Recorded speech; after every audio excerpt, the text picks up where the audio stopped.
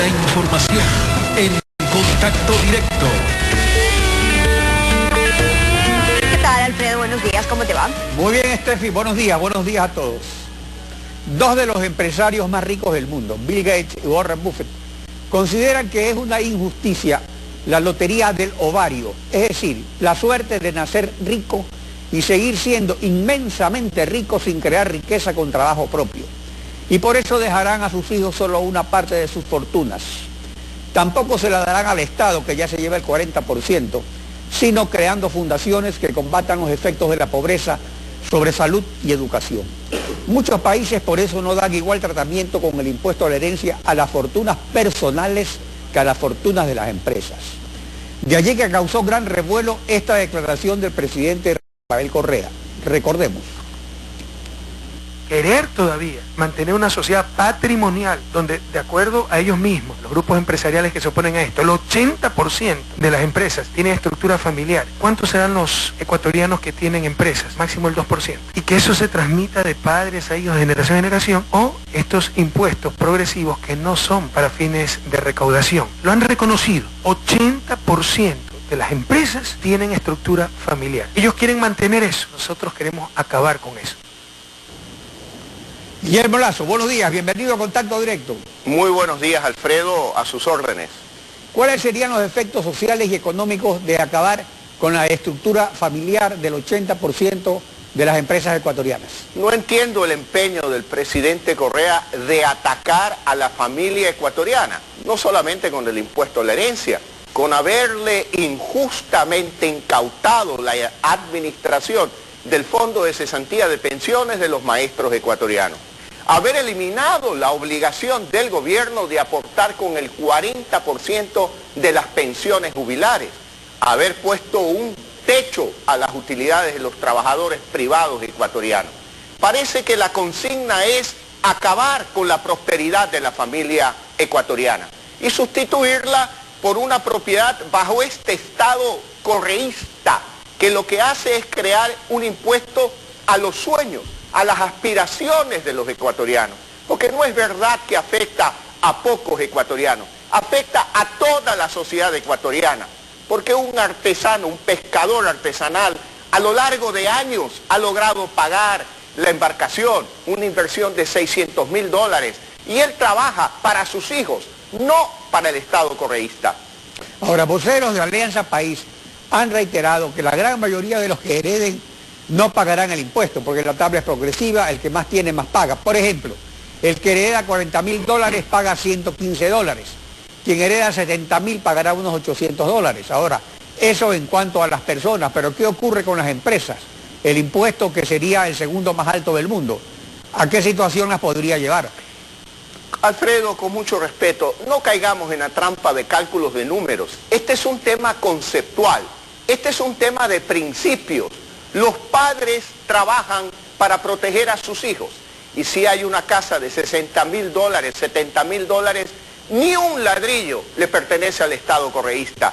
Toda la casa completa le pertenece a los hijos. El mensaje que el gobierno está enviando es: si eres pobre, quédate pobre mejor, porque si te atreves a prosperar, en la mitad del camino está el Estado correísta para decirte: te voy a quitar el fruto de tu trabajo, así sea un ladrillo, un inodoro de la casa, no le pertenece al Estado correísta.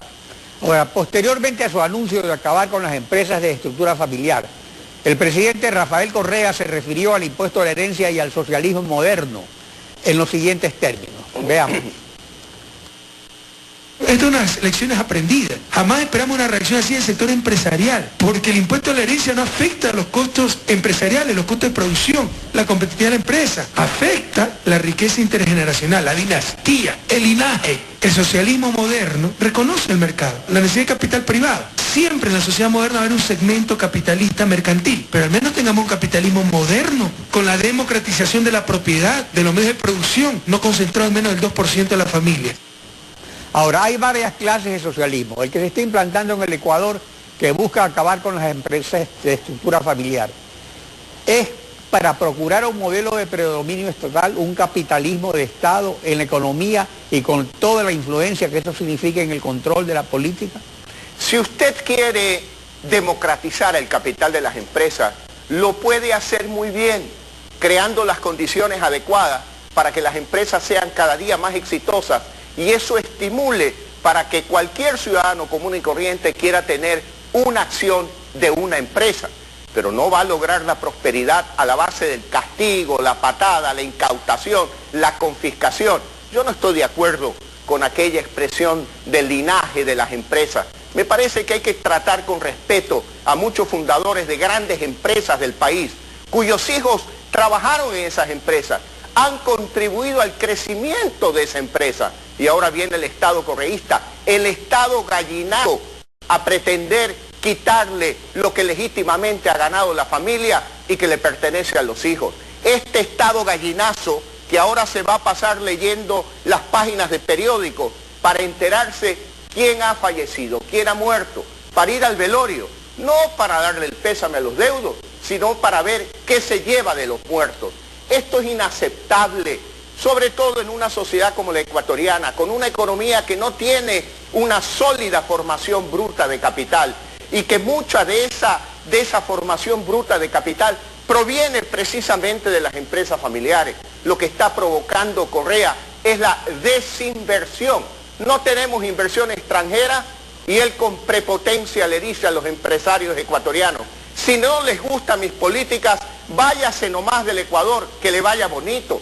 Parece un capataz de Hacienda que se quiere quedar él solito con las vacas, porque él cree que solo puede con todo. Está equivocado.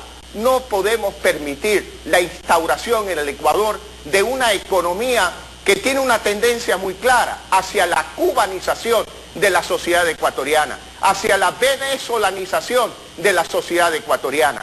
Y eso es inaceptable porque son sociedades que han fracasado, que han violado la libertad individual de los ciudadanos, que han violado la libertad de expresión, donde no hay democracia. Y aquí nos vienen a repetir frases de un solo poder con 3 funciones. No es así. Esta no es su hacienda, señor Correa. Este es el país, este es el Ecuador, que nos pertenece a los 16 millones de ecuatorianos. Y frente a sus excesos, yo demando de usted respeto, serenidad, que ojalá retire ese proyecto de la Asamblea Nacional, porque toda la reacción ciudadana le está demostrando a usted la insatisfacción de los ecuatorianos con una política que excede en el cobro de impuestos, donde usted quiere que 16 millones de ecuatorianos seamos los esclavos de su Estado correísta. Un Estado eficiente es el Estado que trabaja para los ciudadanos, no al revés. Ahora, dentro de este 80% de empresas de estructura familiar, de acuerdo a su experiencia como banquero, que lo puso por años en contacto diario con todo tipo de emprendimientos, ¿cuál es el porcentaje mayor entre grandes, medianas o pequeñas empresas? O sea, si es el 80%, se está refiriendo prácticamente a toda la sociedad. Se está refiriendo a todos los niveles de la sociedad empresarial ecuatoriana, porque un artesano, ¿qué trata de hacer? Involucra a su hijo en el oficio, le enseña el oficio y aspira a que su hijo continúe con el negocio. Un pescador artesanal quiere que su hijo se embarque en el barco y enseñarle la faena de pesca para cuando él desaparezca y su hijo sea mayor, continúe el negocio. Y las segundas generaciones en la historia empresarial del mundo se demuestra claramente que añaden valor a las empresas, que las hacen crecer mucho más, que las modernizan. No es posible entonces que ahora se quiera atacar la estructura familiar de las empresas, porque ahí se construye el patrimonio. Y hay un elemento, señor Correa, hay una razón por la que eso sucede, y es el amor de un padre a su esposa, el amor de un padre a sus hijos, el respeto de sus hijos a sus padres, y eso es un valor fundamental en la sociedad. Eso impulsa el desarrollo. Que usted lo quiera desconocer es su problema personal, pero no lo puede convertir en política pública para cubanizar a la sociedad ecuatoriana. Ahora, la redistribución de la riqueza no se da solamente por el impuesto a la herencia, que más bien es marginal, sino por el impuesto a la renta, o sea, las utilidades que se obtienen por los negocios. Y esto lo paga tanto la empresa como el accionista o dueño. Pero en el Ecuador pagan las personas naturales más que las empresas por decisión de la Revolución Ciudadana.